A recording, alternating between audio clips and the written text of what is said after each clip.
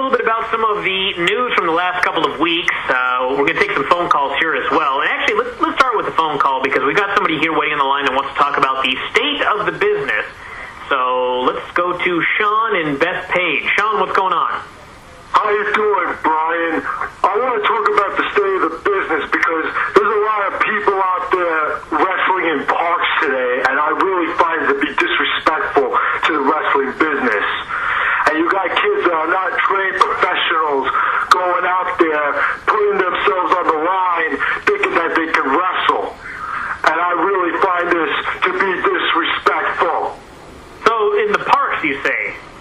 Yes, I had seen a match between Eric Diaz and this kid, Jesse West, they call him. And this kid literally dropped him on his neck, and an ambulance came. And I said, look at this. You call this wrestling? What has happened? We had plenty of deaths in the state of wrestling, which is very sad.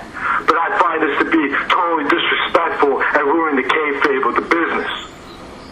Well, I want to thank you very much for the call. The one thing I'll say about matches in parks and elsewhere is that it's kind of been going on for as long as wrestling has been taking place, I'm sure. I mean, when I was growing up, we did backyard wrestling, and the Hardy Boys started their own backyard promotion, so they did it there, and there's a big difference between doing it safely and practicing some of the holds that you see on TV, and then obviously doing crazy things like dropping each other on their head and barbed wire and glass and going off roofs and that sort of thing. I think pretty much.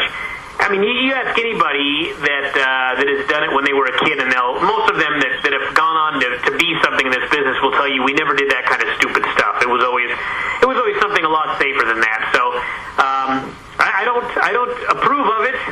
I don't think people should be doing stupid things, but I think that they probably always will be.